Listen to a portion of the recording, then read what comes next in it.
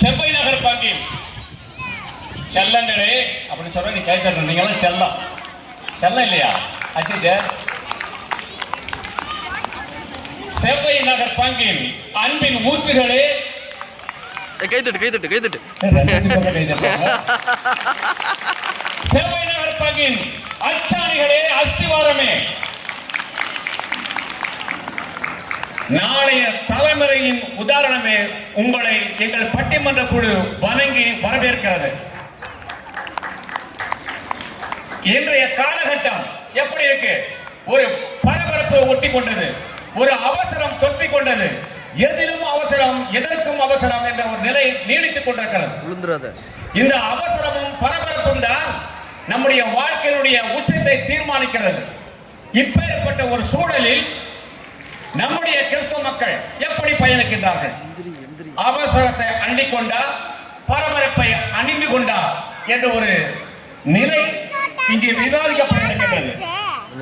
இந்த அவசரம் சொல்லும் போது ஒரு சின்ன நம்ம வீட்டில் நடக்கிற சமாச்சாரம் தான். என்ன நடக்குது? எங்க வீட்டுல நடந்த சொல்றேன்னு அவங்க ஆசைப்பட்டுங்க. எங்க வீட்டுல எங்க அம்மனி வழக்கமா என்ன செய்வாங்க? சாப்பாடு கும்பலா வீட்டுல உட்காந்து சாப்பிடுவோம் இல்லையா? சாப்பிடுவோம். அப்பா அம்மா தம்பி தங்கை அப்படி எல்லாம் கூட்டமா உட்காந்து சாப்பிடுவோம். இப்போ எப்படி நடக்குது அப்படின்னா, எங்க வீட்டுல தோசை சுட்டு என்கிட்ட கொடுத்தாங்க, சாப்பிடுங்க அப்படின்னு சொன்னாங்க. ஆஹா அப்படின்னு சொல்லி உட்காந்து சாப்பிட்டேன். இப்ப இல்ல தண்ணி கொண்டாந்து வச்சாங்க மவராசி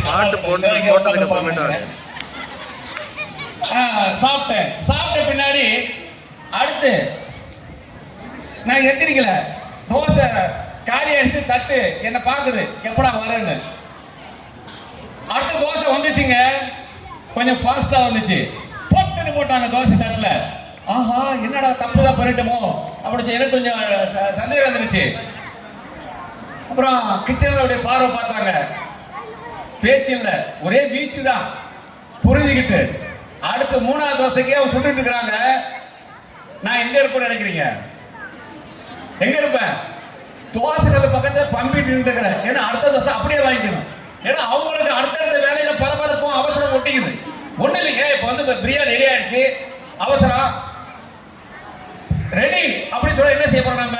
ஆஹா அப்படி மெல்ல ஜாலியா அப்படியே நடந்து போறோம். நமக்கு பிரியாணிங்கிறது முக்கியம் இல்ல. வீட்டுல பிரச்சனை ஓராயிரம் ஒதுக்கி வச்சு வந்திருப்போம். சீக்கிரம் சாப்பிடணும், சீக்கிரம் போய் சீக்கிரம் பிரச்சனை பார்ப்போம். அப்படிதான் ஓடிட்டு இருக்கிறோம்.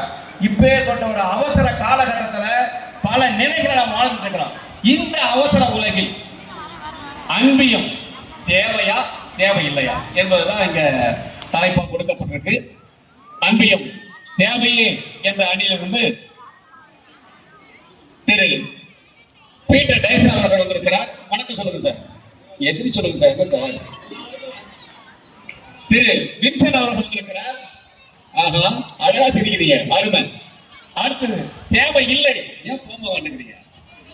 தேவையில்லை என்ற அணிந்து பேச திரு இன்பழகன் அவர்கள் வந்திருக்கின்றார். பேர் இன்பழகன் இல்லையா? இன்பம் வர வேண்டாமா? திரு சகாயராஜ் அவர்கள் வந்திருக்கிறார். முதலில் அன்பியம் இந்த அவசர உலகில் பரபரப்பான உலகில் தேவையா